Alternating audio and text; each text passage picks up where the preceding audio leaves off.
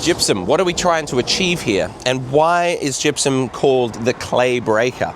Now, these all relate to what we're trying to do here. Our soil, unfortunately here, is a little bit more clay than we would like. And what that means is that the calcium to magnesium ratio is too tightly packed. So what that means basically is we want more calcium and less magnesium to improve a little bit of drainage. What happens is the magnesium and sodium actually are our two biggest contributors to a tight closed soil. So what gypsum does, being calcium and sulfate, is that when the gypsum goes into the soil, it actually ionizes, which means it breaks apart that calcium. So then we have calcium and the sulfate.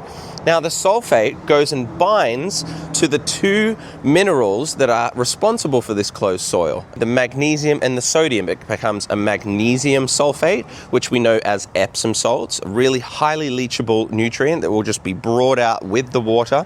And same with the sodium sulfate. These are both leachable. So when the water comes through, they're going to bring some of those nutrients and take them out of the soil. That then allows the calcium to flocculate the soil, which means pushing apart or bringing apart these smaller aggregates into slightly bigger aggregates that allow a lot more of that oxygen to be transferred in between the soil. We've got all of the water penetration that's allowed to freely drain now throughout that soil. And it's ultimately going to become a much easier soil for us to grow in.